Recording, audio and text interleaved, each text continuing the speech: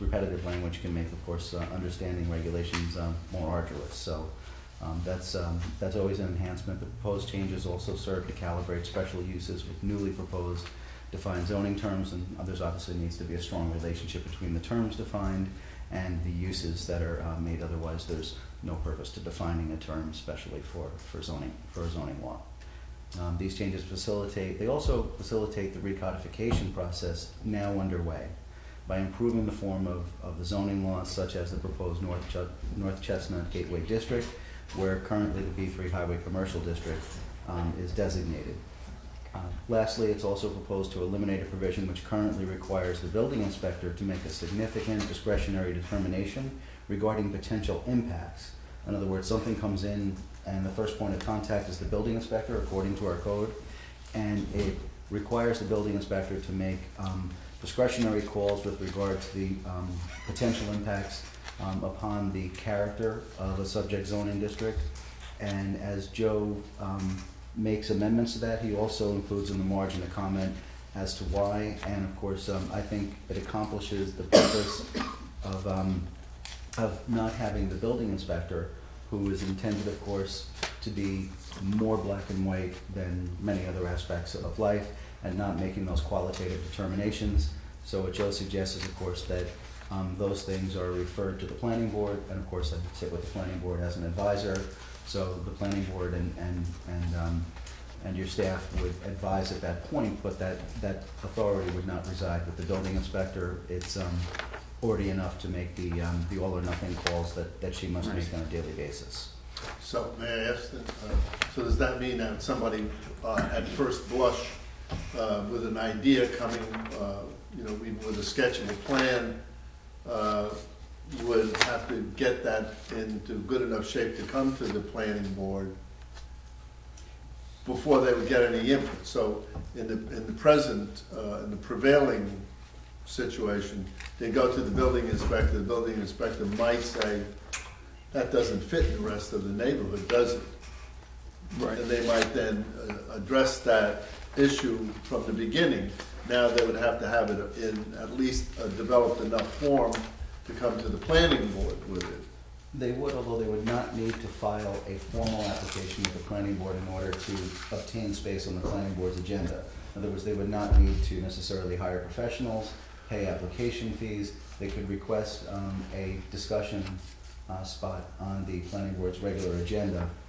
Also, it may be helpful because the building... Would that be suggested then yeah. in the regs?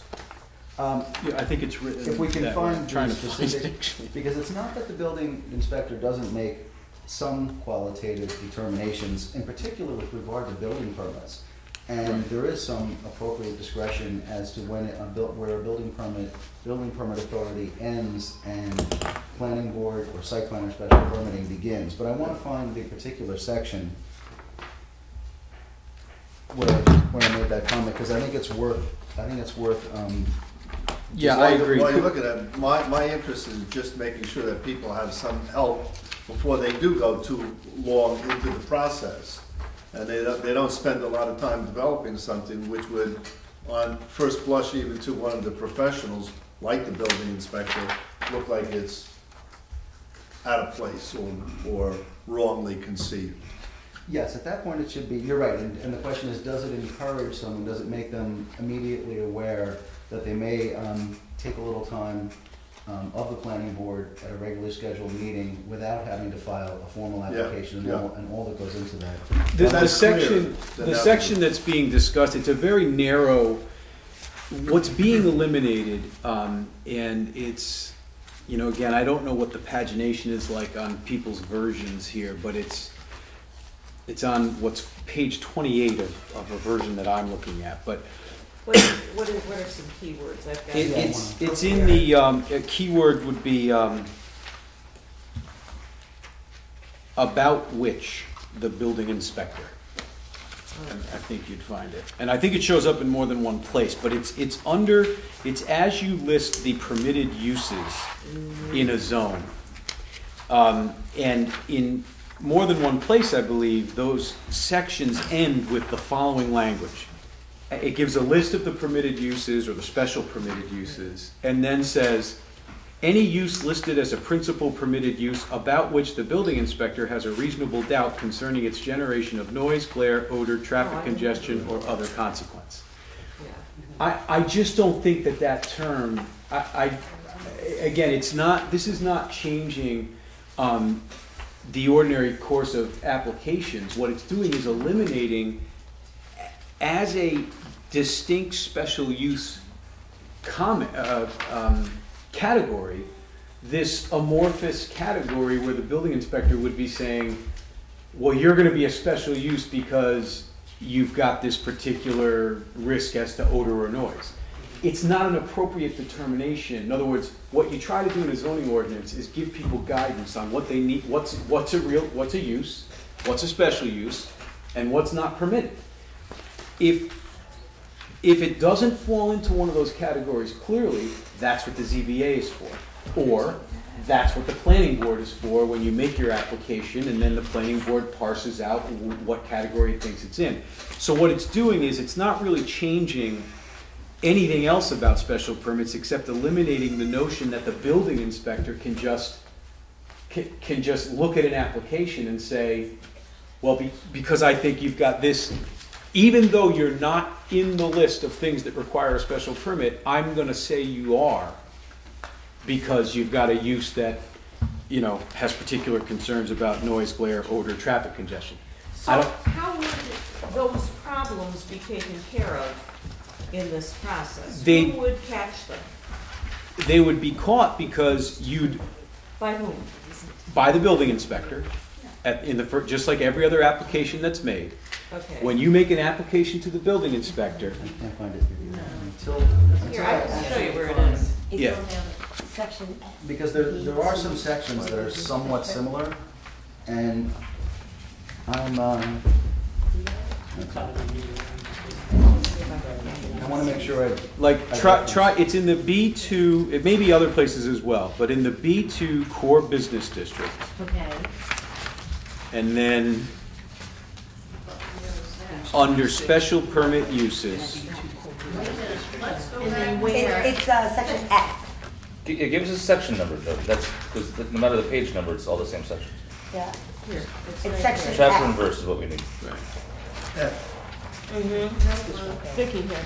Yeah, you have to, Wait, I just circled it. Here. Yeah, on the version that was distributed by email, it's, Are you looking in the special use permit or the definitions, Joe? special use permit. special use. So what's this 212 what is what we're looking at? It's 212 dash. it's a lot of crossing. It's, FB2, core district. Maybe I'm misunderstanding. Am I looking for language that specifically references the building inspector? Yes. It is, yeah. If you can find the section, it's sort of near the end, that is, If you're looking at Kitty, what's the section number? 212 dash what? Subletter. F, No, I it's see, two, yeah. go up 212 dash what? 212, I think dash F, let me get up high. No, enough. It's a good number. I found it. Got it. I found it. It's, now the section number, I have to go back several pages to get the section. But do you have a page number in that version? 28. Yeah, 28, but that's the same version you have. It's the version that was distributed by email. Right. Do you? It's the same one that she put on the table. Yeah. It's either on. Look, I think it's on 28, guys. Are I people have not it on finding? page 28. I think my confusion is that I didn't realize I was looking for something that was crossed off. Oh, yeah, right. Oh, is that okay? I believe it's on page 28 at the bottom of the page. 15B. Yes. So again, what you've got here is a list of special permit uses, things for which they are not uses as of right. You need a special permit for them. And after listing a set of specific special permit uses, it then concludes with any use listed as a principal permitted use, meaning, first of all, I think there's some constitutional problems with this, meaning it's a use permitted as of right, and yet the building inspector is able to say to you, you still have to get a special permit because I think you might generate too much noise, odor, traffic congestion, etc. I don't think that's an appropriate determination, discretionary determination for the building inspector to make.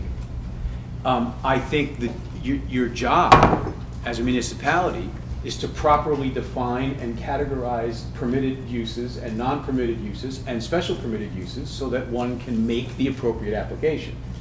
I just don't think I think there are constitutional issues with having a permitted use. Remember, it's any use listed as a principal permitted use, and then telling somebody, but you need a special permit for it. If you want people to get a special permit for something, put it in the special permit list. The problem, though, I mean, I agree with you. This language is, as you said, a legal disaster. But I can see why it might have been generated, which is there are permitted uses, jewelry, and so forth that. Just was one that came up, where it could be that because of the nature of the business, be it the size of the business, be it their production intentions for production or whatever, that they might run into problems where some of these issues arise, whether it be noise or odor. Right.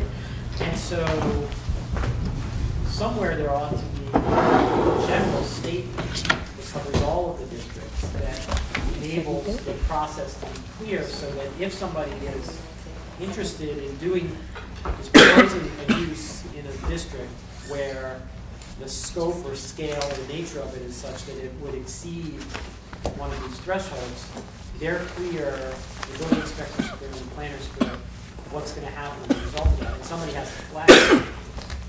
I think that should happen in front of the planning board, and I think that's become more and more the way a lot of communities have gone. They go with advice of staff. Yeah. But still, that is made at a conceptual or discussion presentation before the planning board. Rather than I understand that. I agree. But what I mean is, within the code, there ought to be some words somewhere that are sort of special standards or general standards. They don't have to appear in every zoning district, but it ought to be clear up front at the beginning somewhere that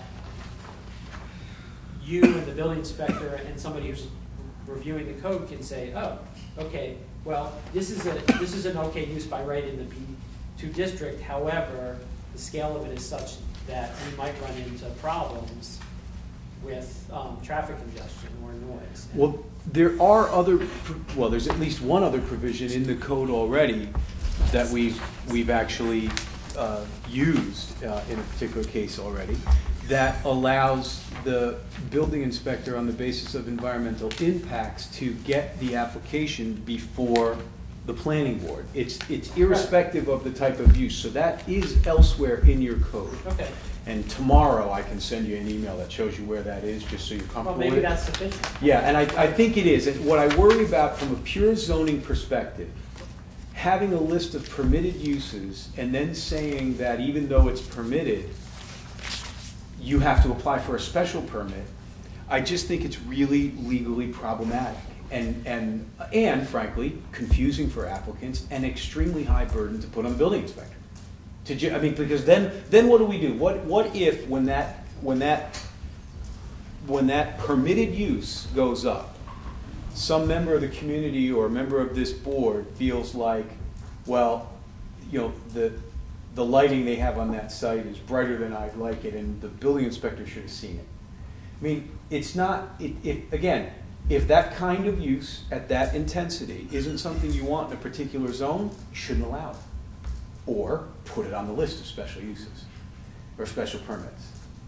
So again, I think the impact issue is covered elsewhere in your code. And as I said, tomorrow I will distribute to all of you a reference to that code section so you can get comfortable with it. And by the way, as I said when I started the meeting, if any of you still feel that way as these things run through the public process, we'll have the comment, we'll have the debate, and maybe it will stand. But that's the justification for it being in there. It's an odd provision that I can say that and by the way, the fact that I've never seen it elsewhere doesn't mean it's not a great idea. So that's not my only criteria. But I think the reason it doesn't show up elsewhere is because I think it's legally, it doesn't really pass muster legally, in my opinion. So again, comment noted, and I'll see if I can satisfy your interest in that with this reference to the code that I'll send everybody tomorrow, and then if it doesn't, we can address it further. So I think we're back to you now, Kurt, yes? Yes. Okay. So point 2, I think, on your list, right? No, they it was weren't numbered. but- I think actually you were done with that. That You was, just have yeah. definition comments now, Yes, right? that was my comments on that.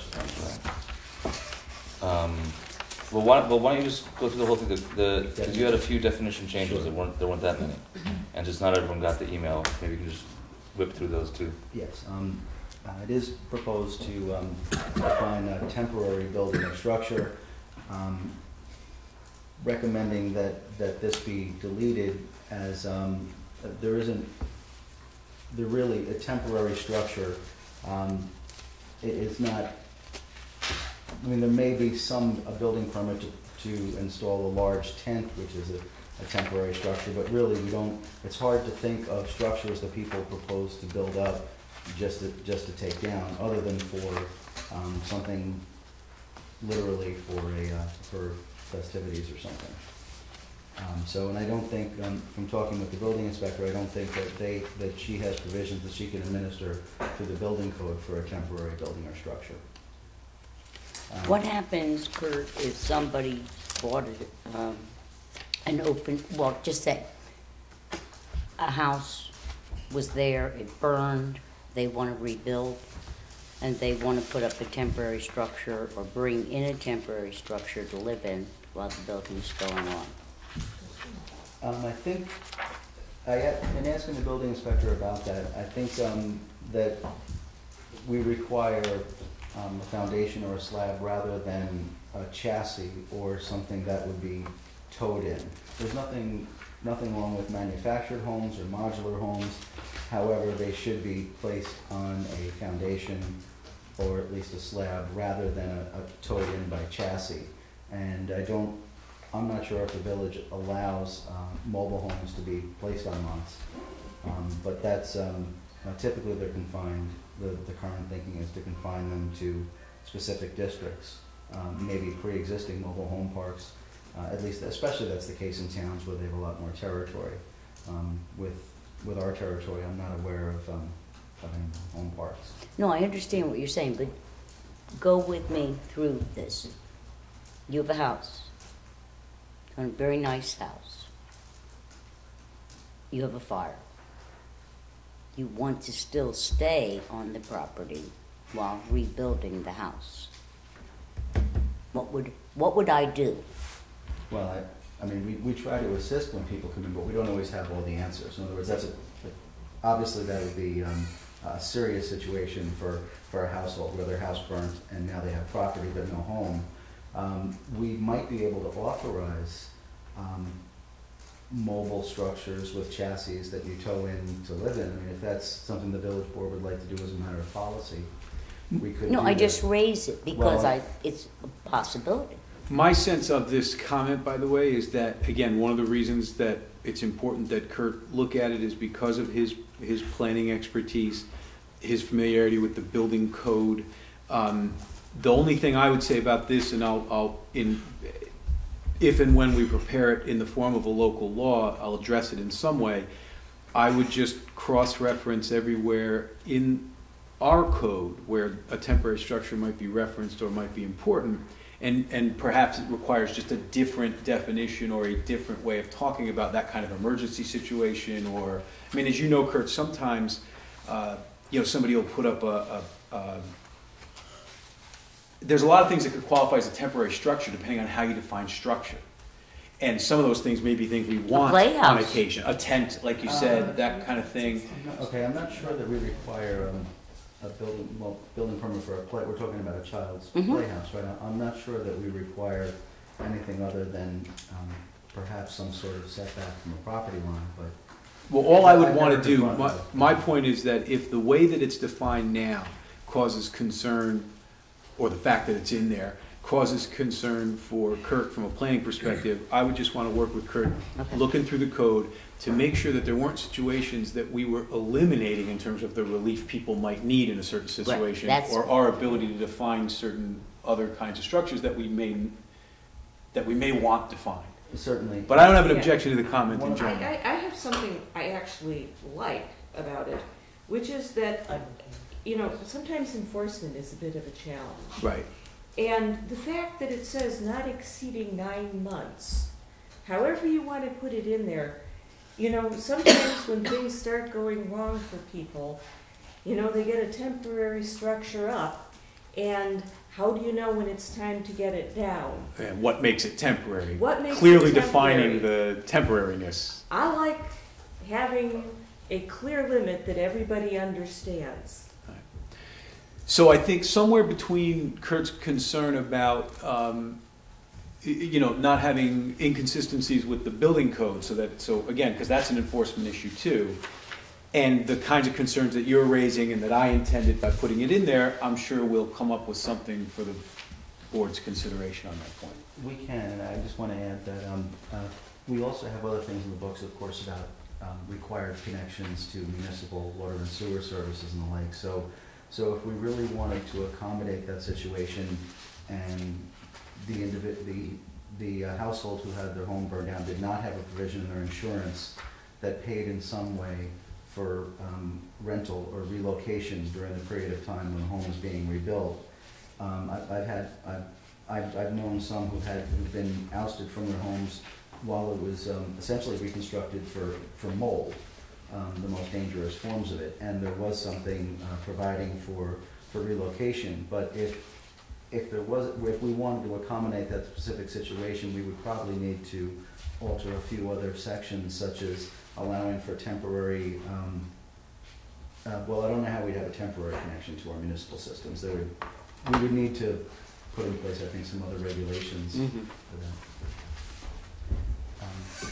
Next item, dwelling unit.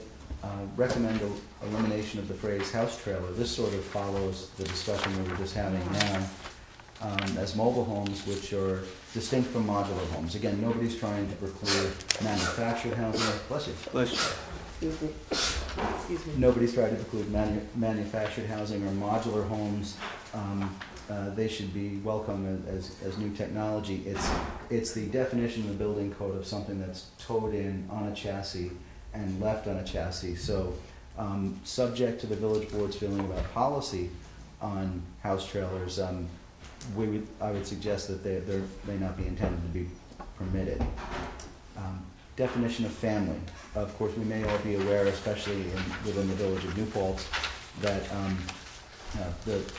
and Joe can speak more to this, the state's highest court, I think during the 1990s, laid down the law on what a family is and what it isn't. And I think we're all aware that it's not simply being related by blood. You cannot define a family that way. So the definition that was proposed involved households in a very conventional sense. When I don't think that any community is permitted to define it in such a narrow way as sort of a traditional family related by blood. Then there's a floor area ratio. I would suggest that we define floor area ratio, and that's in anticipation of, among other things, what is currently the B3, what we're considering. And of course, floor area ratio is nothing more than the ratio of the total floor area of the building to the area on the lot on which the building is located. Highway business retail is another definition that's proposed, recommending it for elimination in as much as this term refers to a district that is currently under consideration to replace this district entirely, and that's already in the works. So I think that that shouldn't be looked to as something we maintain. Subdivision, I wanted to add that, of course, we have a local, I think we're aware that we have a local definition that excludes certain lot line realignments. I think the village's intent, and my recommendation, indeed, is to be more inclusive of what is a subdivision. It can be a lot line realignment. It does not need to be a lot line being amended from a filed subdivision plat in the county clerk's office. I think we found that that some applications can escape our review and simply be filed with the county clerk. without involvement of our planning board. Because they were on old tax maps or predate the subdivision regulations. Right. Right. You're There right. there are communities in the state that still allow some lot line realignments with the assessor's office, or they may, as we do, exclude lot line realignments that are where like Joe said, where there's no subdivision plat filed. So what we're doing here is being more inclusive, and that anytime a lot line is proposed to be removed, that it be reviewed by our planning board, even though it does not result in any additional building lots. It still has effects on zoning and community Density, Yeah. you know, removing a line can have as much impact as adding a line. Yeah. And changing a lot line adjustment can have similar impacts as well by allowing more density on the other lot. So that's the end of the list? Yes, it is. Before we open up generally, let me tell you how my sense of these comments, which I think are all strong. The building or structure, as I said, we'll look at that and make sure that it makes sense in modern parlance and in legal terms, et cetera. The references to the building inspector, or you didn't mention it, but we should make references to the building inspector neutral as to gender, which makes sense. On the dwelling unit issue, I agree. I have no problem with that. I think most codes these days, just like with billboard signs, don't include, you know, trailer, what are typically called trailer homes in their definitions, and I'm fine with that. The family issue, my intention is to provide, when the local law is drafted, is to provide more than one concept for consideration, because as we all had a pretty spirited conversation about whether we want it at all. If we do want it, how strong a definition and what are the terms, and of course I will do a review, as Kurt suggests, of what the state of the law is on what you can do. And I will tell you that from a purely legal and zoning perspective, the strongest reason to have a definition of family at all is not about anybody's moral position on what makes a family. It's about the fact that so much of your code is defined by things like multifamily dwellings, two-family dwellings, single-family dwellings. So it has to mean something. Or, especially in a community dominated by a college, you end up with frankly dangerous situations. Again, it's not about wanting to have some old school archaic definition of family, although it may be for some people. I'm not discounting that. It's more about the fact that you don't want horrible situations where, because you've got a definition of family that's not properly drafted, you end up with too many people in too small a space in what should be a single-family home and isn't being treated that way, or et cetera, and you end up with fire code problems and all kinds of issues like that. So I will give you a range to consider. And every one of them will be legal, and then it'll be for you. May I ask? Right now, the definition includes maintain a common household. Right. As the definition, part of the definition of family. Right. Is that something that you see, that concept, that you see as staying in the definition? I certainly think it could, and I think that is a modern legal, you know, based on case law and how people have dealt with it. That is sort of a defining characteristic, which isn't connected to a blood relationship, but that does define it tries to define it by the way people live. So then, do you need something as part of that definition, or maybe a separate definition of common household that stipulates what that actually means? That may be a way to approach it. Because otherwise, you could Right. have 6 people living in a house Right. and saying, well, we all share the kitchen. That's not a common household. That's right, and that might be a way to address it. And my only concern with that kind of, as you drill down more, there's this point of diminishing return in terms of drafting legal language, where in the first instance your goal is almost always to draft as carefully as possible and with as much precision as possible to eliminate doubt and controversy, right? But at some point, the idea of, as you continue to define it, you also continue to define things out of it. And that now starts to create its own danger in terms of draftsmanship, where the definition becomes so narrow that nobody qualifies, right? Or that everybody qualifies, as the case may be.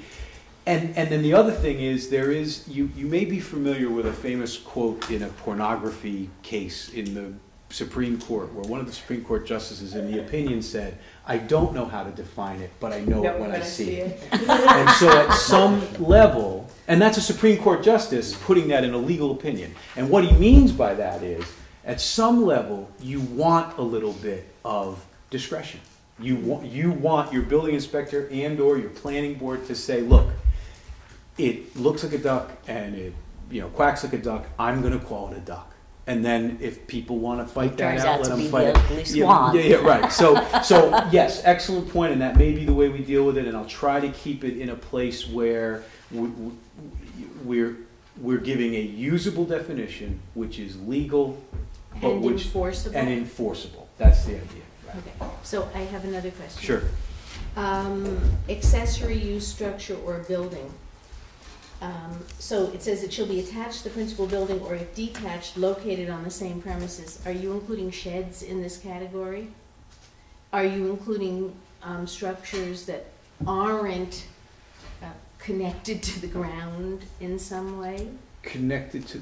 I mean, there's no slab under a shed often enough. There's no...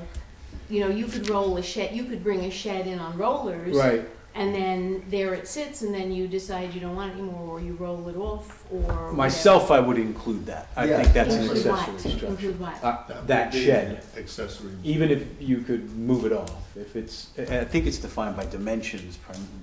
It is typically across the state, 120 square feet is the threshold for where a building permit would be required, whether or not it's attached to the ground semi-permanently or by or literally on rollers or something. But I asked our building inspector, we require a building permit for any such accessory structure. Maybe a minor permit, it may not be very costly, but there is a process, and in part it's to try to inform property owners about even the minimal setbacks before they make a decision on that.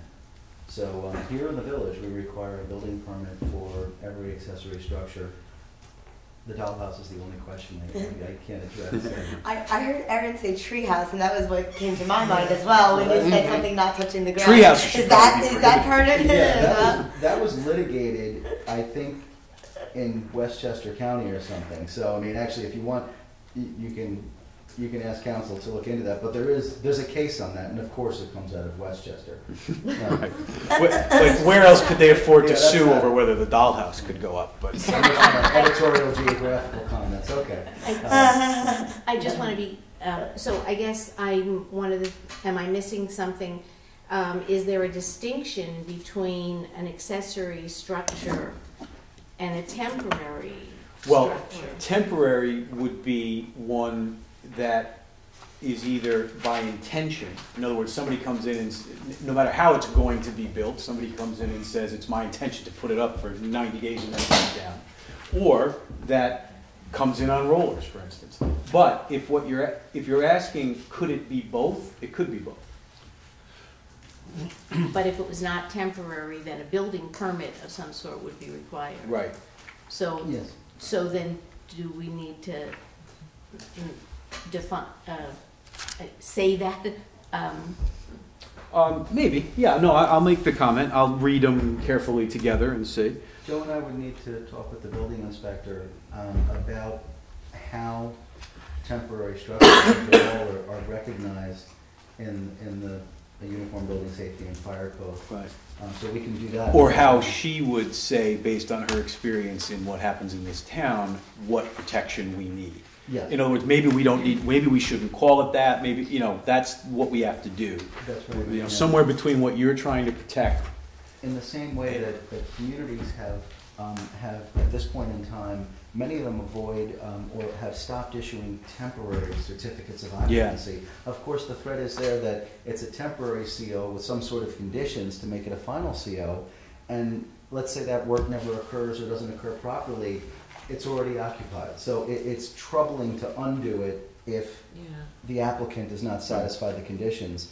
it becomes a cumbersome and troubling situation. So many towns have moved away. They simply don't issue temporary COs anymore.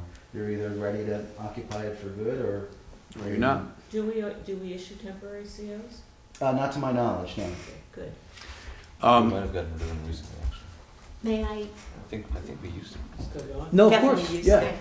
all We the did. references to parking, parking lots of whatever sort, stripe, you should pardon the expression, should they, do they have to be do we want lining to be part of the requirement? Because I didn't see it in any place. It may, obviously Kurt can comment separately. I find that you often want flexibility not to require striping as long as the dimensions work, and that's because in some instances, and more now than ever, with environmental concerns, like for instance, if let's say that you in an application are requiring someone, or they're offering to use to not pave the parking lot but use gravel, or to use grasscrete or something that's a little more permeable, Where you can't line where you can't effectively line it, and you might actually want to do that. Yeah. I don't know if you feel differently, Kurt. That's a good example. It really is. I think that I think just as these technologies for pervious pavement and grasscrete and the like, just as they're evolving, I think ways of outlining each individual parking stall may also, I think there are ways that will be developed too. So I think that hopefully that won't be a tough decision for us, because the obvious problem is that the capacity of a lot is generally decided upon the dimensions you need to maneuver in and out of the parking lot, and of course the parking stalls, which are typically 9 by 18, and you want to maximize, you want to get the opportunity for as many cars to park as you're designed it for. So while it may not be conventional striping, I think there may be ways to develop Identification of where you want people to park, and that could be part of a planning board review, and what you require of them on a site plan, for instance, to make sure that there's organization in the parking lot. But I don't think you'd always want striping. Especially in a parking lot where somebody actually has a designated space. Right. Because otherwise there's no protection. Right. For example, handicap parking. I was just gonna ask Right. that, Tom. So it almost imposes, it really, there's the mandate, and then you can take the non-ADA spaces and then apply that. So I think the way that Joe's presented it is it leaves that flexibility for us to bring about that standard. And I have two more. One's a quick one. It's okay. And that is, there are a couple of words that pop up, and I'm wondering if they shouldn't be defined. Okay. Transient, for example. Occupancy. There was one instance where you talk about the owner, the language is not clear to me, where it was, under owner occupied, physically resides for 9 months or given a calendar year, for which the sole principal use of the property is to serve as the owner's place of occupancy. So residency, is that Yeah, that may being residence? that's probably a drafting error, frankly. I'm sorry? That's probably Okay. a drafting error. It's a good catch. Thank you. Okay, and then I think my last one. Bar or tavern, I'm confused. Oh, here we go. So's the rest of the world, by the way. Oh, so should I?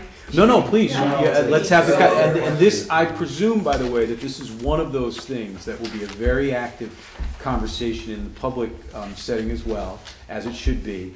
And so this will be another one of those places where the guidance I will provide ultimately, and I would love Kurt's help on this, is probably to provide you with several other working definitions that have been used in other communities, that are used in model codes, to try to give you a range of things to consider and potentially pull from and redraft. So any comment is welcome. Okay, so in this instance, my discomfort is where it talks about two equal uses, and where it is determined that the food service use is sufficient to meet the definition of a restaurant or any kind defined in this chapter, or recreational use as defined herein, and that such other uses of equal or greater proportion to the bar or tavern use, then each shall constitute a principal use for purposes of meeting the standards of this code.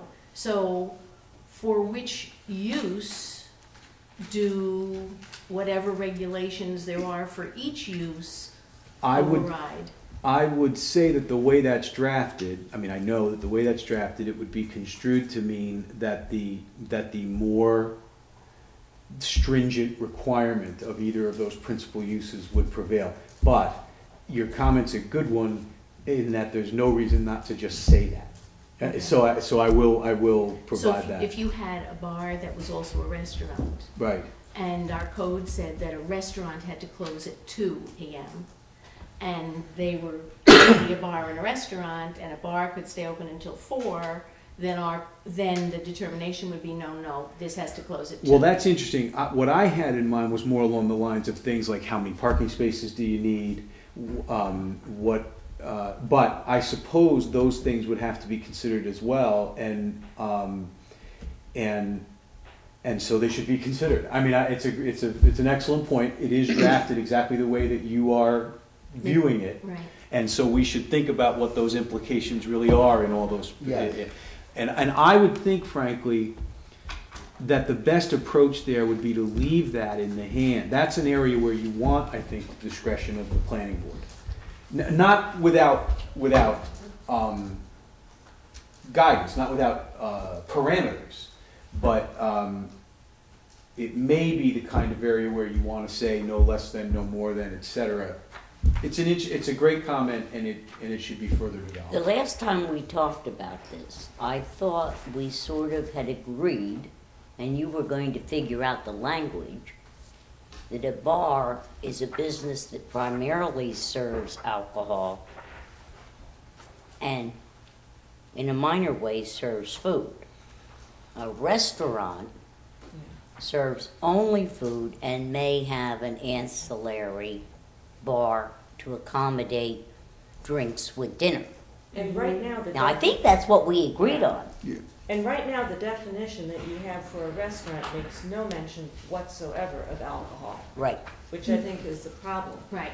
I would also say that the phrase, "the minimum requirements and considerations for such uses shall be deemed applicable," I got a problem with the word deemed, because I'm not sure who deems. Well, the code How deems he it. deems, but, I mean, who actually deems, and how do you deem? Well, if it's a special Well, some of permit- us think we know, but I don't think we. No, I think it's gotta be spelled out much I do too. more clearly. Who actually Let makes Joe it? answer the question. He was trying to answer that. The way it's, and I recognize that it may, that streamlining it might just make it more clear, but I can tell you that language, when you say that in the code, shall be deemed, it's the same as saying it is. Now, the obvious, again, when you write words for a living, you don't always use the most economical words, sometimes you don't, but Yeah. there's no reason why it couldn't frankly just say shall apply. So I understand the comment, and I'll look at it and see if it can be. Okay, but nonetheless, who makes that determination? If the code has made it. So what that means is if it's in reference to an application that's a permitted use, then the answer is the building inspector. If it requires planning board approval for any reason, like a special permit or a site plan, then it's the planning board that would apply it. It's in whatever context that application is made, and in whatever context that definition is applicable, that's the law. But Joe, I think our original argument on this was, I mean, it's up for grabs, I guess, but we wanted it to be as tight with as little discretion Right. of interpretation as possible. So a bar, primarily, a bar's purpose is to serve alcohol, and maybe some food. A restaurant's primary purpose is to serve food, maybe with alcohol. But the problem with that, and I understood the charge, and as I said, when you get this back in the form of a local law, Kurt and I will work together to Okay. give you options on how this has been handled, but I'll tell you again what the issue is there. If I go to Applebee's at 2 o'clock on a Thursday, it's a In restaurant. the morning or In afternoon? the afternoon. Okay. It's a restaurant that has a bar. Right. If I go to Applebee's at midnight on a Saturday, it's a bar that serves food. So and But I that's have. where we've gotten into trouble. I know. But, and I Of course. remember having that exact Yeah. conversation at So this my table. point in saying that Yeah. is that actually, I mean, this regarding goes the back to a zoning. previous comment that I made. There's a point at which actually what you want most of all is what the clarity that you want is not primarily about the definition. Okay. It's about getting it in front of a board who can exercise their discretion. In other words, the problem, the miss is often that where many of the loopholes we're trying to close with these provisions and with many other things that Kurt is working on for the village is to make sure that the right review is being done of these things. Because it'll be very hard to write a definition that can always be relied on to make that distinction. On the other hand, if the definition is workable, and you get back to if it looks like a duck and quacks like a duck conversation. So for instance, if somebody comes in and says, it's my intention to be open until 4 o'clock in the morning, that is an indicator, to me anyway, and it would be I think to a planning board, that they want to feel more like a bar than a restaurant, right? Restaurants don't stay open until 4 o'clock in the morning, unless they're diners who also serve alcohol. Right. So it does Or get 24 hours. right. Exactly. So the point is that what you really want to be most careful about is making sure that it can't go forward without the right kind of review, and then writing the best definition you can so that the discretion exercised by the planning board, let's say, can be legally supported. Are there distinctions in the New York State Liquor Authority licenses that are granted? Not enough to Right. help To us. rely on. I've become quickly, I've had a crash course in what, in what we discuss on this matter in the village. And one of the conclusions I've drawn is that I would suggest, if possible, that that we look at it, the places that have very loud music inside, be it live music or be it a DJ, or those are the places that it's hard to call it have a restaurant experience when you can have a discussion, a conversation across the table. And again, But that doesn't make it a bar. no, but I'm saying that why But it's can't an we- indicator. Why can't we use that though? Why can't we use that as a valid indicator of one way or another? Whether It's they not- are more bar than restaurant. Have you eaten at the Gilded Otter recently? I mean, I love the Gilded Otter, but it's very hard to have a conversation in the Gilded Otter. And that's a restaurant. I mean, Right, that's what I'm thinking. I admit that, again, I haven't, Right. I haven't really I mean, provided. you raise an interesting question, but I'm not sure loud music is any indicator of differentiation. Is an indicator of whether it's a bar or a restaurant, their receipts? What percentage of the receipts are alcohol? What percentage of the receipts are food? That's interesting. That is a, yeah. Yeah, interesting. I didn't think Is of it that. an indicator? Yes. I'm not sure it's a legally useful indicator, Why not? because How do we coming track that? right. Don't they have to report sales tax receipts? But here's the thing: coming in the door when they're trying to get their Right. approval, they have no track record. That's Oftentimes, right? So you have nothing to check anyway. So you're still relying on their representation as to what they're going to be and how they're going to operate. And then going after the fact, you've got a real issue as to whether it's okay, whether it's legal to require them to disclose their, profits and loss and sales tax as an ongoing obligation. I am not at all sure that that's Are stools Okay. to proportion of tables an indicator? they may That's be. an interesting Well, it idea. depends on the type of restaurant. Yeah, The and- top, like elephant or tapas place, it depends on the layout and design. Right. Yeah. But Aaron, you had your hand up a minute ago. Yeah, Sorry, just back Kate, to just wanted this discussion, I'm just trying to, I'm with the local paper, I'm trying to put some perspective. Think of two long-standing institutions. You have P&G's, that is primarily, it's not Applebee's, but it's the ones during the day that serves alcohol, and it's open till 4 a.m. Right. and is a bar. And it's it's known as a restaurant and it's known as a bar. And then you have Bacchus, where downstairs you could have a live band, you can't have a conversation, dancing, drinking, but upstairs you have tables and a salad bar where you could eat.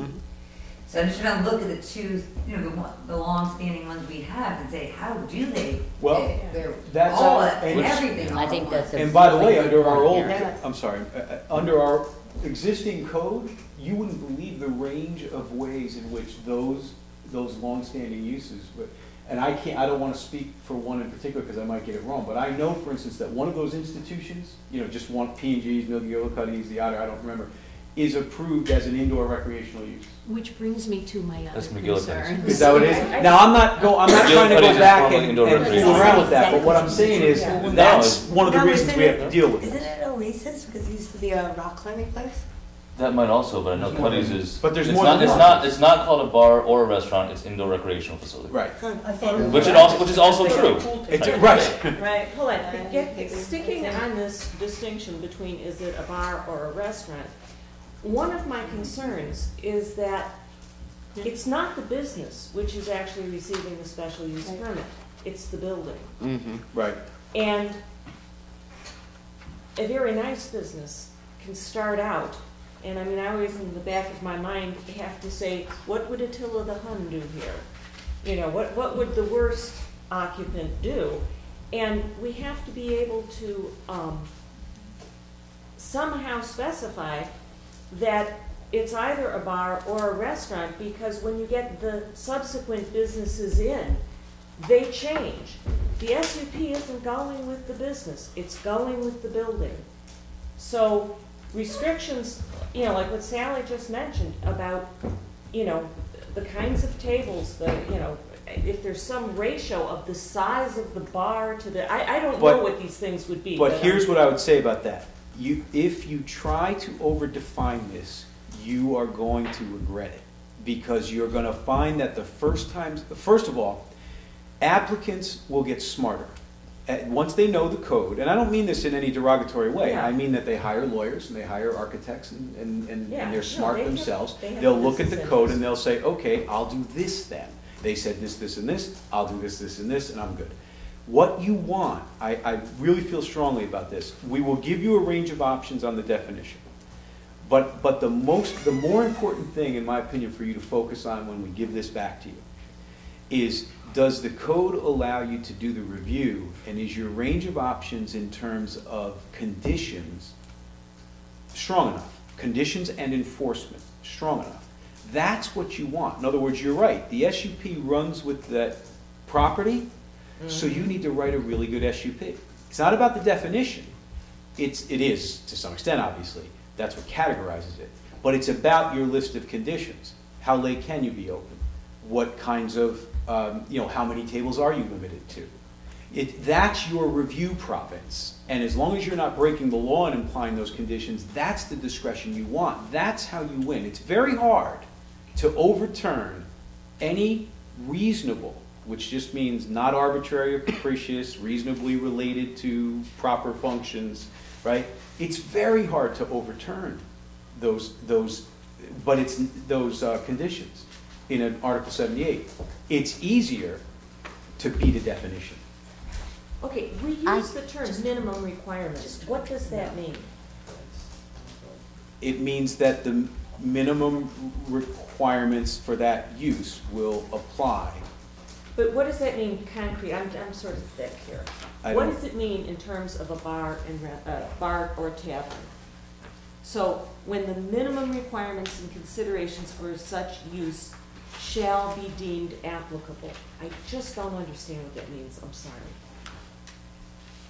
I don't know. Let me look. Maybe I can answer you directly Yeah. tomorrow. Let me just Okay. read it. Let me All right. digest it too. I don't. Joe, is there, because I think the examples that everyone used made clear your first point about, yours encouraged about the blurriness of the bar or restaurant thing, and that we may need to, the most precise definition we can give is going to be some broad parameters, and we need human judgment to fill in the rest. Right.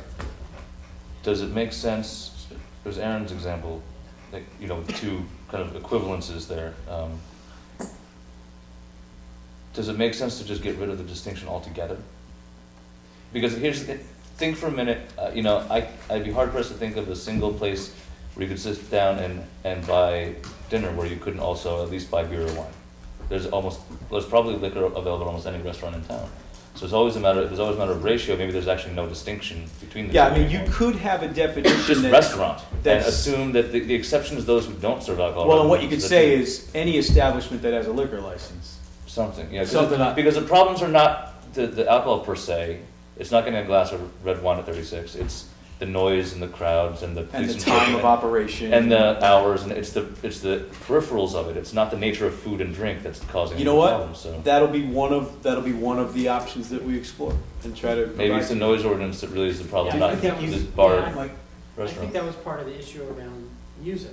Yeah. When you raised that was get away from this concept of restaurant versus bar and think about the impacts of a use. yeah. But And what I wanted hours of to work, raise so- was something that I've been thinking about for many, many years, which is with respect to special use permits. I would like to, if it's legal to do it, I would like there to be review provisions for whoever the body is that grants them.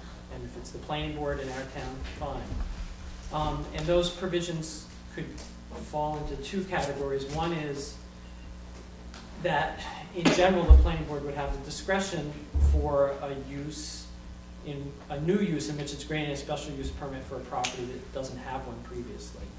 That, say 6 months or a year after it's granted, that it is subject to a full review and the record can be looked at as to whether there have been complaints or violations or anything of that sort, and the planning board has the right to alter the special use permit or revoke it if based on specific sets of It's criteria. a probationary permit. Essentially. Right. And, and it can be written in such a way that it's not capricious. Right. The other thing is, to get to Katie's point, is that although it runs with the property, I would like there to be an automatic review for When it a special changes use hands. permit when it changes ownership. Yeah, actually, Is that like a license? We'd be licensing No, it's kind of operations c- then? And the license expires? yeah. Intellectually, you're right. That is what it's Yeah. like. It wouldn't be called that legally, but you're right. That's the concept. It is a concept that's applied in certain places. It is legal, and I don't myself have any problem with it. So we can. Now you want to be careful that you don't make it onerous. Yeah. That you're not giving yourselves, 3 opportunities a year to shut some business down. I mean, that's not, so you Yeah. again, you want to, as you said, you want to make sure it's not capricious or onerous. Right. But I think there are trigger points that make a ton of sense. Right, and I think, there's certain uses where I think a year is enough time.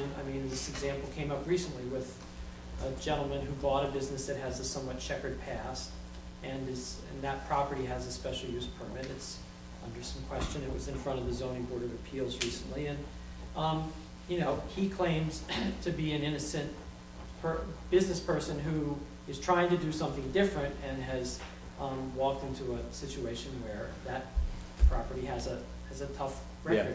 So in this case, he could in theory be given a year and he could develop his reputation, which is what he specifically said, Right. And see what happens. And here's the other advantage to that too.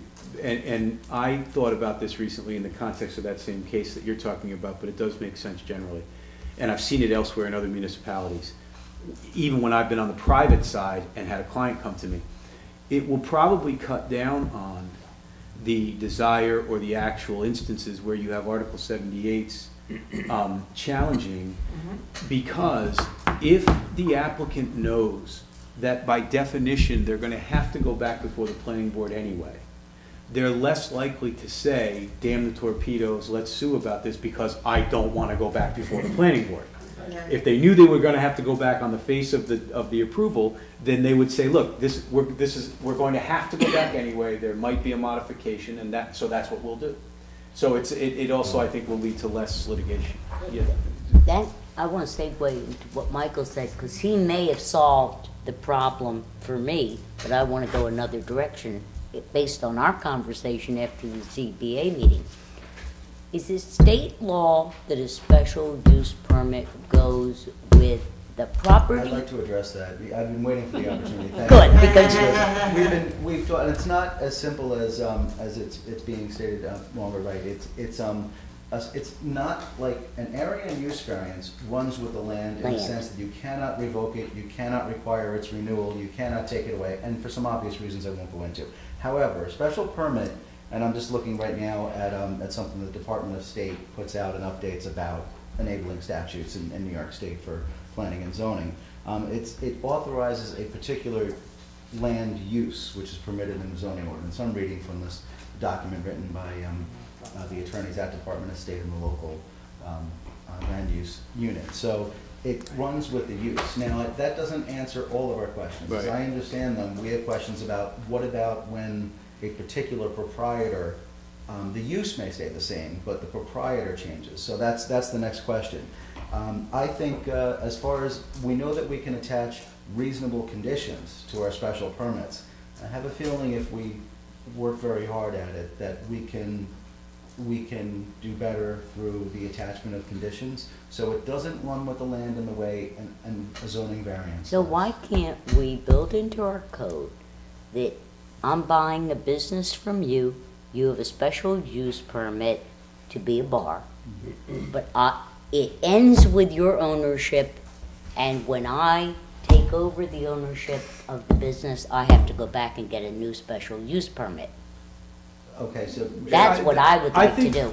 Yeah, I think that would be legal. I think that goes That's to essentially And what like, it's the opposite, but it's very similar to what you're saying, Yeah. Well, I think the two. that you have to just get a new special use permit. right, and also there's one more thing, and Michael, just along the lines of what you were saying, and many of our concerns, different special permits, some of them don't expire as such, some of them do. And it depends on the intensity of use, the type of special use. What we can do is ask for the renewal of a special use permit. That could be the right opportunity to review the conditions, review the use, and even review its record. It's Sure, it makes sense. Stuart's been waiting next to you. On this topic, and I might have given this example before, if it's a special use permit and you don't have the right to do it, and you have to get a special permit. I'm familiar with, in the city of Newburgh, they had a big problem with people who have right to repair cars, because people were repairing cars in the street and there was oil in the street. So they eventually changed their code so that if you had the right special permit to repair cars, that came up every year. And the building inspector went every year, are you meeting these 10 things that you have to meet to be able to have this special permit? Because it was a very serious problem. Is there something like that that could be done as long as everybody had to do it? definitely. And that would seem to solve the problems. I mean, maybe it's a lot of work for the building inspector because we have 100 bars and you have to go out, or, you know, I don't know, or maybe every 2 years or whatever it is. Let them do it at night, But- it'll feel better. But and that wouldn't be picking on anybody in particular. No, that's right. It's just a standard that you want to keep up, and this is what we want to make sure we're still doing this standard and have it periodically. But I still think that the special use permit needs to be applied for if the ownership of the business, not the property, the ownership of the business changes, even if it's going to be a continuing use. Yeah, I think that's fine. I think And I there's would no love to problem with see that, because I think that would solve a lot of Can I play problems. devil's advocate for a second, trying to think how to argue against this? Because it almost could work in the inverse as well. Because I mean, I like your idea, Michael, not to No, that's say fine, anything, go but ahead. I'm just trying to think like what would I say if I was the guy before the planning board? And I understand the need to have kind of a review, I like the probationary period to make sure it's still applicable. But I could also see like, all right, well, you know, I want to open a business in your town and I'm going to invest and put my money into renovations and all this, to have to get the same permit twice? Or Shouldn't every you guys year. shouldn't you guys trust your own process? If you give me a permit, shouldn't you have, like, it works both ways. Like, yes, you the business owner, you got to keep it up. But I'm thinking, as a business owner, if you're gonna, it's like a business risk. When my first question would be, well, then why do you have a building inspector if you don't? Yeah, if I violate the provisions, then Well, there's I'll tell penalties you, for violating no, it. it's a good point. To refile to a year in to lose my Right. renovation And if money you or get, whatnot. Yeah. the other thing that happens is it does allow, I mean, let's not forget that owners of property and people who operate businesses and generate tax revenue, they have rights under the same code that everybody looks to for protection, right? You do have to be careful that you're not making provisions so onerous that people just either A, won't invest, just won't do it, or B, won't comply. And is there a way to go so now you've got to this eliminate that risk with getting well, invested? there's a balancing act, and I think Michael also has part of this answer too, which is, I think it is wise to put some provisions in about when you must go back. Some sunset provisions that require you to go Even back. if it's the same owner. Right, and, Okay. and at the change of a business, because change of a business is a new person making an investment. Let them go in and do their due diligence. Those things can make sense, but I think you give them, you set them reasonably apart in terms of time, and what the more important thing may be the first thing you talked about, which is the enforcement concept.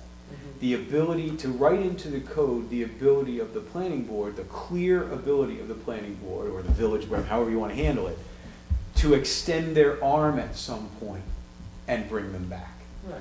So that when you've actually got the complaints or the building inspector does say, just as they're doing their ordinary rounds, look, they're not following the provisions of their special Would it be permit. helpful? There's not all this controversy about who gets to call them back, who has to say they're in violation. It just says it in the code. Yes, you can be asked to come back and appear and. Would it answer the kind of double permit thought that,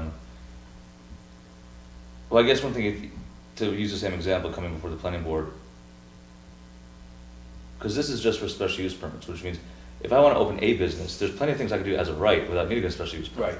Right. So a special use permit is, think of it as an extra contract with the community, saying, all right, your type of business, we're okay with it, but we're nervous about it. We're nervous. That's exactly And right. so and so if you don't want to open that business after get 2 permits, then maybe it's an honest, not a good fit for this community. Right.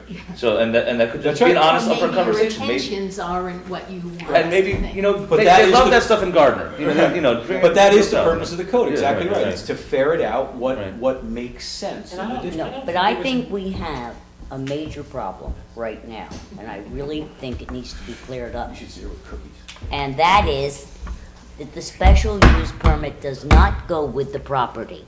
It goes with the business. It goes And I with the think use. That's The it's a use. separate- The use. It's a slightly That's not in our different- control. It's not the. No, because it's the variance that's not under our control. Right. But the use is under our control. But the proprietor, Joe, is it possible right now, without going back and during the day speaking with each other about this, is it possible to say that change of proprietor for the same use can either negate under a municipality's code or require coming back for a special A use new permit? one.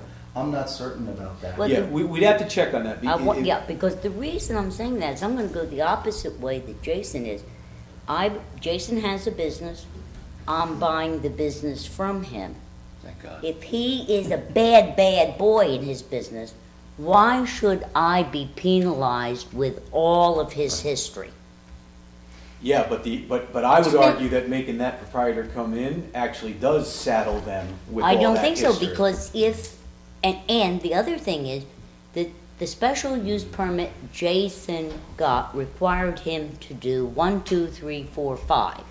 He may have done 2, 3, and 4. So why am I carrying that special use permit when those requirements have already been fulfilled? Well, first of all, typically those conditions and requirements are ongoing conditions. They have to No, some of them perpetually- are not. I mean, No, some but of I'm the just special saying, use often they are, permits- so it'll be things like, No hours amplified of music. operation, or no amplified music. They do, And corollary to this, which fits into what Michael is suggesting, I think somehow we have to put more onus of responsibility on the issuing body for rigorous review and not say, I issued the special use permit, mea culpa, mea culpa. well, I agree with that. I mean, it's always important that the approving body do a strong review. That's why I've said that I think the And more that's why I important like what thing, Michael's the suggesting. more important thing actually, or I should say the most important thing, is to ensure that your code gets applicants in front of a board. So, and then, look, the job that the boards do is up to them in terms of their level of commitment, and relying on council or the planner to write the right conditions that make sense and that are legal, et cetera, et cetera. And I have confidence that they'll have. I think the reality, unfortunately, I mean, I agree with all the stuff you're saying. I actually think that at least the way I visualize it is that it's not coming for the same permit twice. It's basically saying, here is the special use permit, here are the conditions, understand that you are in a situation as a new business where these will be reviewed or could be reviewed in a year's time, and that your record in terms of meeting these conditions and not exceeding what is allowed by right in that district, that's what it means to get a special use permit, is being met. And if they're not, that there are options for the issuing body to exercise. At the moment, the planning board unfortunately doesn't have that. And when new planning boards come in and they are saddled with old problems, there's nothing that they can do. So that even though you've made the discretionary decision and imposed the conditions, you have to rely on other people to decide whether they've been violated or whether, I get it. Yeah, and I think and it I can be agree addressed. with that, absolutely. So yes, I think it actually puts the issuing body in a stronger position. It makes it easier in some ways to issue special use permits without having to come up with every what if. Right. Because you now have an opportunity to lay out what are common sense guidelines, and and with stronger definitions that helps. And then with an opportunity to have that body review it and enforce it. But only if you got a complaint or asked you to review. In other words, if the business is doing exactly then it's the a right pro thing, forma then thing. 12 months later, I think that's You could have it be an initial review by the building. They get diaried in the building inspector's book, and each year, and as they come up, he or she goes and takes a look, and they report to you. Yeah, exactly. It They're could be a doing what they're reporting. supposed You to can do. Or I've asked them to come in. It also Yes, gives the building inspector another body to help and rely on, and the onus of interpretation That's right.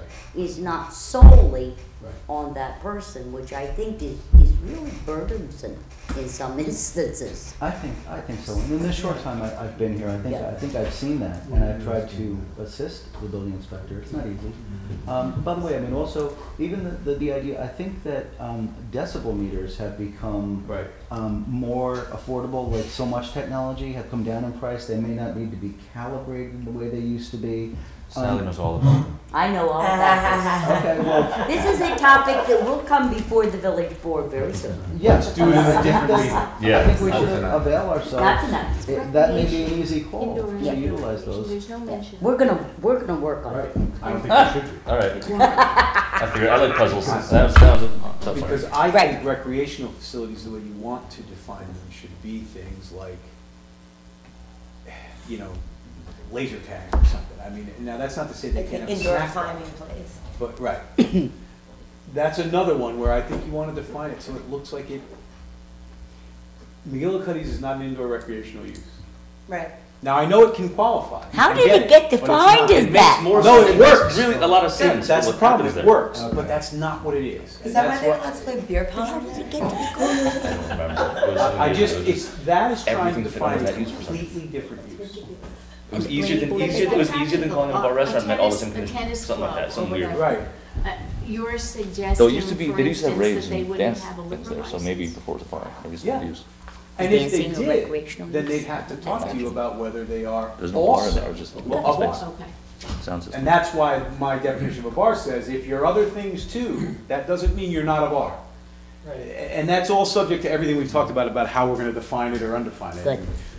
I look forward to this finished product. If you're gonna let's, do Tell that there's bar some further thing, work here, yeah. Oh, sorry. and have it, every time they change ownership, then it's gonna be tricky on how you define that, because does that run with the liquor license, does it run with the owner of the building, does it run with, now you have a corporation or LLC who owns it? Yeah, or. Well, we if- just that's gonna talked be- about that, it's gonna Stuart. be- No, It it- doesn't. But Stuart's point is still well taken. Yeah. We're living this. You're gonna Plus, have they can to change- define it so that you They can can change get the the name right of the entity. corporation without really Define it changing what tightly. the principles are. Right. It's a Right. challenge. So It'll take that's some doing. gonna be district. And that's why, again, the way to really solve, we've talked about a lot of potential jurisdictional changes, right? Sunsetting it, making them come back. We don't have to use them all.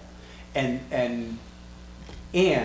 the most important one of all may simply be the enforcement provision, the right to pull them back in. Joe. Now, I'm not saying you would rely on that exclusively, but I'm saying once you get into problems like Stuart has described, again, you end up just writing a definition that writes itself into eternity. I mean, there's just, you just can't contemplate everything, and then all you're doing is giving, I had a law school professor who used to tell me, I love it when they write the rules, because then I know exactly how not to follow. And so again, I get it. I heard everything everybody said. Yeah, and I really do want clarity on ownership versus business. I think that would clear a lot of air. But what Kurt is saying, I know, he's right, I understand what Kurt's saying. It might not be legal. And he understands what I'm saying. You know, if the trigger was a certain number of substantiated complaints, violations of the terms of the SUP, if that threw it back, it would seem to me that gives you a manageable number of businesses that you have to be looking at, and it gets at what the problem is. You know, I mean, right now, as I understand, what would be necessary to Yeah. validate the complaint? In other words, what we have is a lot of this stuff is happening, of course, after Village Hall business hours.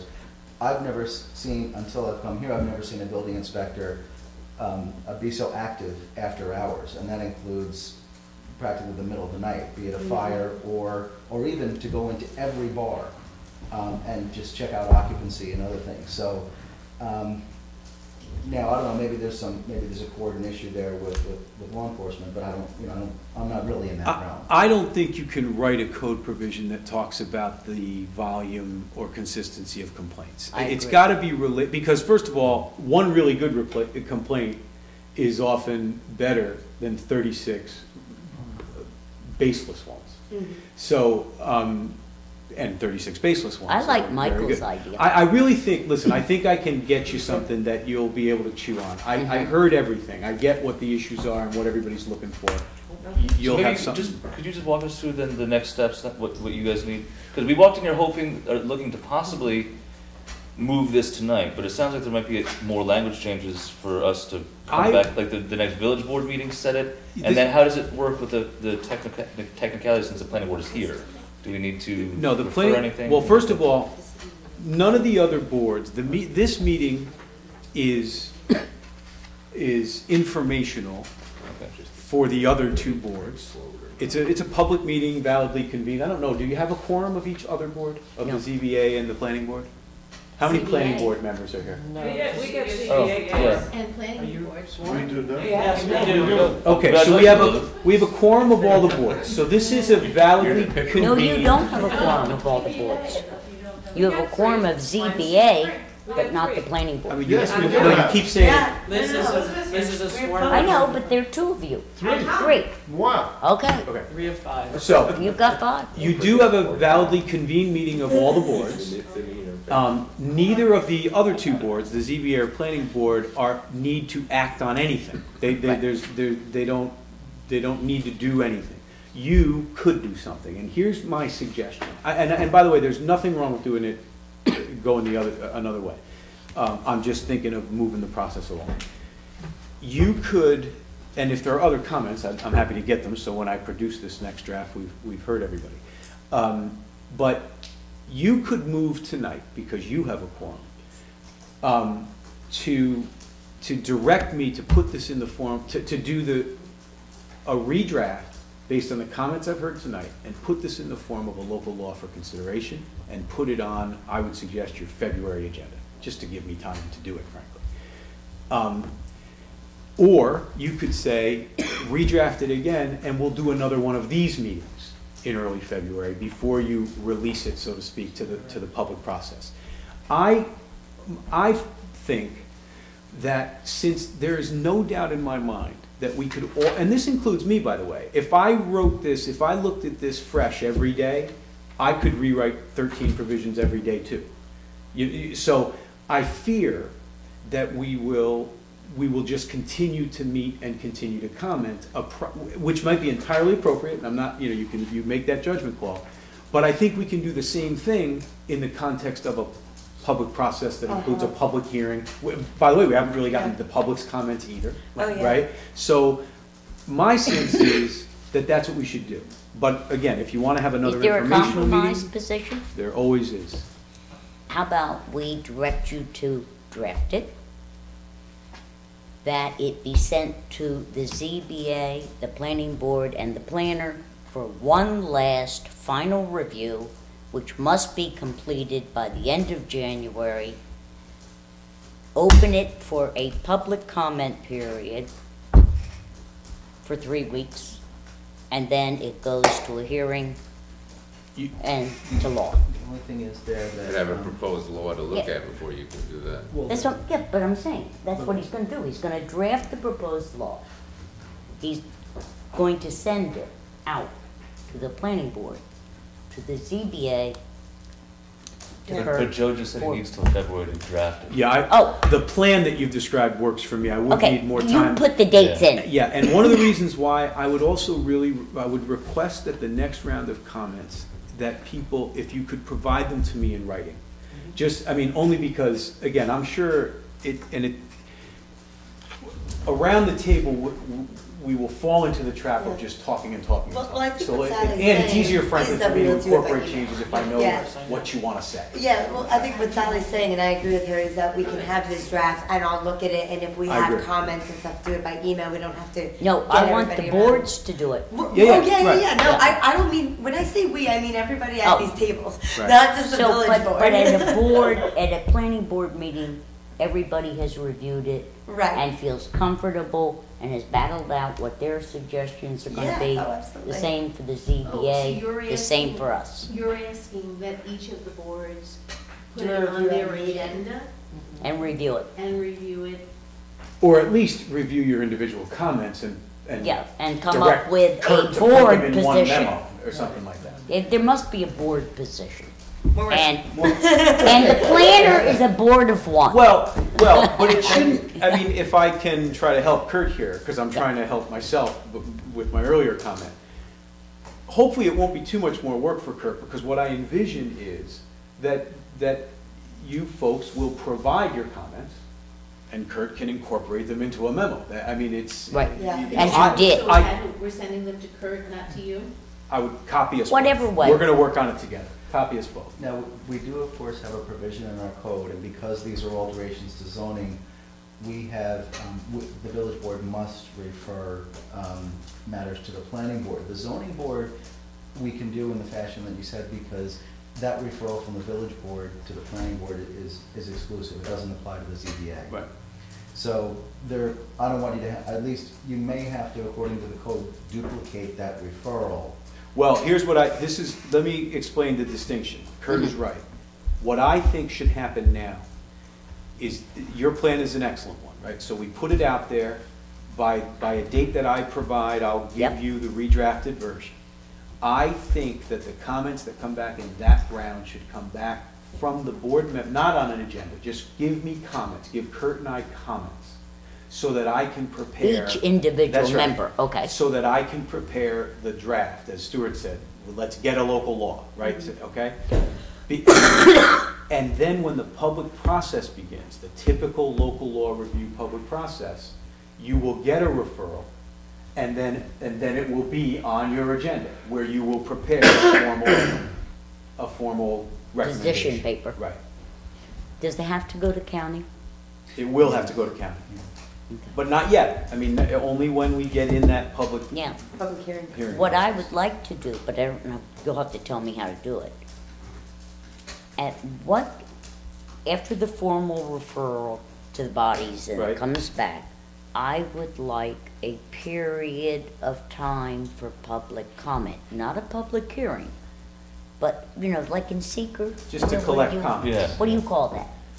It's a public Yeah, comment. public comment comment period. period. I would like to give an opportunity for a public comment period before we call for the hearing. Right, because, I like that. no, it's an important Do we enough. agree on that? Oh, absolutely, Yeah, and because if we don't, then we're going to have to, do the public hearing and then go back to the drawing board and then hold another public Right. hearing. If we have a public comment period, then once we open up the public hearing, that will more likely be the final version. Plus, as Okay. you know, the thing I like about that Yeah, too I like your thought is this process. is this project has the kind of breadth where I think that's a good idea, because you don't just want the kind of input that at a public hearing somebody stands up and says, Right. well, I'm really concerned about this. Right. I think we have intelligent people in this community. Right, and I I want think we thoughts want and people to comments. actually sit Yeah. down and be able to write a thought. You know, Yeah, here's absolutely. I looked at this provision, this concerns me, do the following. Mhm. I think it's a great idea. Okay. And so what you'd have, the process then would be the planning board, once it's, I've gotten written comments, redrafted it in the form of a local law, given it back to you, it's on your agenda, let's say in late February, Okay. you can then establish that public comment period. You don't even have to go right to public hearing. And refer at the same Refer time. to the planning board the next day, refer to the county the next day. The county will have 30 days to respond with its comments, and probably will. This is a significant, piece of legislation, and they probably will.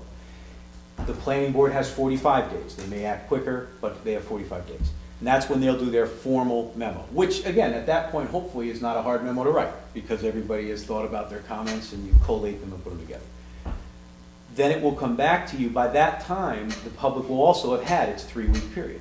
Or actually, it will be more like a month, right? 30 days, 45 days. Then you would Then review all of I'd this. put it all together, then you'd set a public hearing. And the other advantage to that process is we don't run the risk of opening the public hearing on one law, then getting a bunch of comments, changing it so significantly that we just have to set it another Right, public hearing. I agree. So I think it's an excellent plan. Okay. And if I may, I will tomorrow send an email that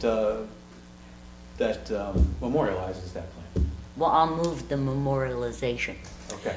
Do we have to make a motion of this, or can Joe, we what, just? what action do we need to The take? only thing you Well, need to do I have to- tonight is direct me to do as you've just I would described. I prefer just not to make a motion about it, because this isn't an actual meeting. No. So if we, Was it we noticed? just- Was It's, this it was being a, noticed? it was a Yes, it duly is. noticed I mean, I meeting. knew it was noticed, because it has to be for all here. We haven't gotten But to. I know, just a second. I can understand Right. that based on sort of past practice and the nature of the meeting, if you did not want to do that formally, Well, I'm saying, do we have to? but you probably don't have to. I mean, Everyone feels more comfortable. I would be think I'm willing to more participate. comfortable I that would we feel more agree on the comfortable if we- process. Yeah, I would feel more comfortable without a motion and just a consensus. I don't. But if you're more, all right. well, it's not about me. I mean, look, I'll do it Well, either no, way. I was saying if Whether Sally's you do it more by comfortable, consensus or by a vote, whatever she I'll wants vote to do, either way. I'll go along with what I Sally's will saying. tell you that Second. legally speaking, I'll it's a second validly that. noticed meeting, and there's no reason you can't take the action. Before we move any further, Katie, there was something you said, something else that, Yeah, I have questions about section 21239B5B and 21239B6. I have comments. were to you, make on were you those. going to, was that part of what you were gonna write Joe about, or was this something separate? Well, I mean, I Either got way, ready just- for a meeting tonight. No, either way, I'll just ask, Yeah. ask it, please. What's your question? Well, I feel that section 21239B5B is inadequate. I think it needs to be clear, who is actually deeming it and how it is deemed. I would like it to be deemed in writing. I think that falls directly in, this is a section that would be targeted by this discussion that we just had. I think you're right. Yep. I think based on what I've heard tonight, we want to include questions of who's making the determination, not questions. We want to make clear who's making the determination, who has the jurisdiction to act, what the renewal and return policy is, so to speak. So I think Yes, and you're I would right. like it to be something that must be done in writing and not orally. Yeah, I think that's fair. Yep. Okay, and as far as section 21239B6, I think that the decision should be published as well, given that there is such a short period of time for others to protest. Yeah, that's fair. I like that. Now, I don't know what, you've got to define published. The same way you notice a meeting, you publish in papers. Okay. The legal notice. Yes, I'm using publish in the Latin sense of making public, You, in a right, printed media. right. I mean, that costs money. Yeah, I think it costs money, but it makes some people's life very difficult when they find out about these after the fact. Yep. I mean, if it's important enough to do, it's important enough to do right. Well, but right. You might want to consider things like, well, I mean, first of all, it's the board's decision. I'll write it that way. The other thing you could do is require that it be posted on the website, that it be available in the library. I mean, things like that. So, Or but post it on the property, that's true too. where somebody who is directly affected by it is gonna see it. Yeah, I but mean, I don't care how it happens, but I think when there's such a narrow window for protest, right for you wanna filing an make appeal. sure that, I mean, it's unrealistic to require somebody to be stopping by the clerk's office to find out what's been filed today. It ought to be easier to find out something got filed. When is the Paper window? notification. 30 days. 30 days For a planning board decision. It can be 120 for legislative decisions like village board decisions. I mean, bear in mind that the concept is that notice of the meetings is supposed to give the public, if they care, are supposed to follow the proceedings.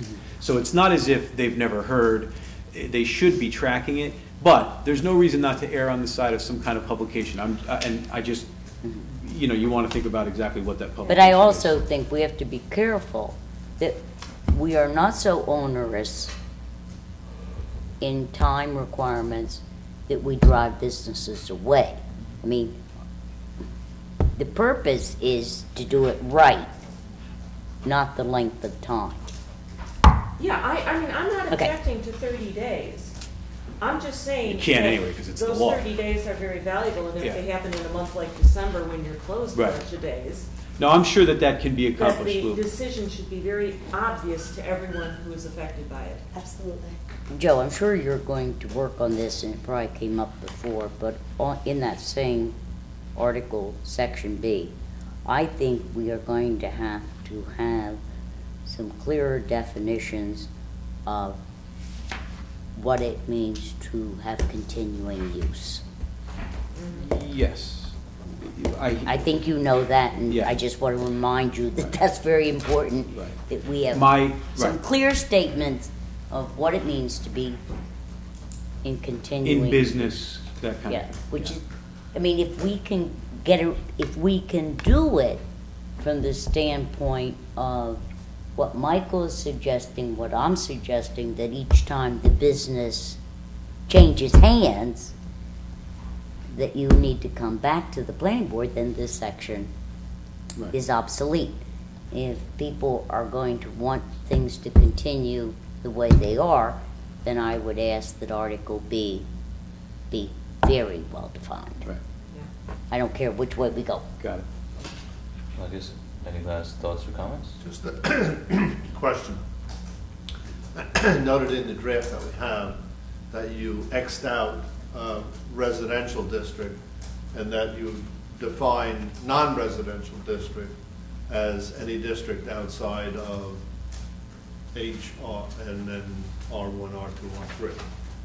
Why did you X out residential district and then include non-residential?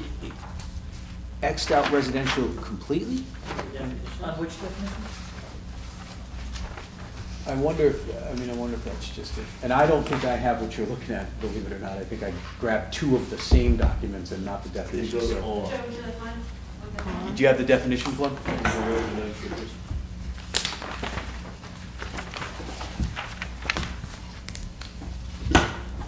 Yeah, under definitions on page 20 at the bottom, It's been clear. and then the definition itself is at the top. It just lists the districts by abbreviation. I think that if you continue to go down, you'll see that it shows up again. I think that's just a function of the compare program and how it dropped these things in there. Oh, you go over to residential use. You lose it and then you pick it up. Right, do you see on that same page, on page 20, where residence is crossed out? Right. If you go down two definitions, residence is put back in. Residential district? Residential district at the bottom of page 20, going over to page 21. Oh, okay. And I don't see it being put back in. I don't see it being back in there. It is Xed out. All right? Is there any reason we wouldn't need to define residential districts? Is there a legal reason to define that as a separate type of, is it a separate category of district legally? Especially where we're moving in the direction of mixed uses Yeah. in many places. Right. Well, but that still doesn't mean we need a definition of residential district. But the Yeah. one- Right, that's what you're saying. Because we don't, there's not gonna, there may not be in every instance a strictly residential district. There's no reason for us in our code or decisions to Right. distinguish that type of district from another type of district. right. We define it zone by zone, not just, like, so R1 versus B3, not residential versus commercial in the code. But you In then. concepts, yes, but not You in. then distinguish non-residential districts. Right, because I use the So word both, maybe? residential district. You use, That would be a drafting issue. I shouldn't, I probably mean non-residents. Well, look, you've raised the point. Let me look at it. I have notes on why I did what I did, but I understand the point. Okay. Yeah, I see what Thank you're saying, I think that's good. Page 17 is what we're talking about. Yeah. Any Either other? don't define any kind of district or define both kinds of districts. Yeah. Right. Yeah. So remember, we can always email Joe and or Kurt if something else occurs to you, but if there's I nothing have a pressing. motion to memorialize. Oh, right, we did want to do, go ahead, okay, let's go, do And you already make a Ariana motion? seconded. Okay. Okay. Is there any discussion I on want that? clarification about which documents we're going to respond to. Are we going to email our responses to the documents we were given here? Or are we going to receive another set that have been revised by Mr. Ariel, and should we respond to those? The answer is both, in the sense that if you have other comments, I mean, since I will be doing the work to revise this, I welcome any further comments from you. But you will, the plan is that you will get another document, so you may reserve your comments to see whether they're still applicable on the new Okay. document. Can I What are the also make dates a we need? request that we get a little more lead time to look at these than we did with this particular set? I didn't get these until this afternoon. This set didn't change, though, from the last one. I mean, and I'm just saying, generally speaking, you obviously should have sufficient lead time. So let's talk about that now, before you direct me to. What are the dates of these? I would like to have a way of saying, oh, we're finished with that, now we're using this one, and I don't, so. Date Yeah, the- put a date the draft draft. number and a date on them, Okay. please. I'll do that. Okay. Also, isn't there an issue if we print them out at home, we get different pagination and it's hard to discuss? So maybe it should all be hard copy that we pick up? If it's a So it's all the PDF, same? if it's a PDF, that shouldn't. I can happen. save it as a Shouldn't PDF. happen in PDF. Yeah, because that only happens if you can open it as a Word document or. Because then it and drops then- it into your and- margins Well, and all that, exactly, yeah. then the formatting of it changes, but if it's a PDF, it's essentially like a photograph of the page. I'll send it as a PDF. So the pagination will stay the same. So like the copies we got were PDFs in the email today. The other thing that I'll do I is, can't print, so I have to have hard copy. yeah, and the other thing that I will do with the next draft, in these drafts, I included comments in the margins so that in various instances you could understand why I touched it at all. Right, I saw. I don't need to do that, and once I don't do that, now that we've had all these discussions, I can now put it in a format where the red line is just the red line of the text itself. That will mean that it will spread out over the whole page, which will mean it'll be a much smaller document and easier to work with and easier to print. So my suggestion as to dates would be that I provide you with the new draft. I'd like, if you have further comments on this draft, I would appreciate it if you would provide them to me by the end of the first week in January. I mean, we can talk about that, but that's just what I'm thinking here. Yeah, I think that would be the 6th. first week of January. January 4th. January 4th. Now, if you want to give everybody the weekend, January 7th works for me too, which is that Monday. Okay. All I right, think so, that would make sense. so January 7th for further comments to this draft, because I can tell you I won't be doing a lot of work on this between now and then, so it's a good opportunity Okay. for you to get me comments. What are we calling this draft number? Call it the, call it This this December date's draft. 20th. Call it December 20th draft. Okay.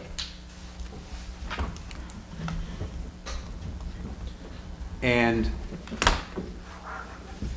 I will provide my redraft. They like to get the agenda out by Friday at noon. I'll provide my redraft by Thursday, the 24th at noon, so that you can get it on your agenda Right. In February. in February. Okay. All right. So there's a motion on the table. All in favor? Aye. Any last comments? Then I move to adjourn.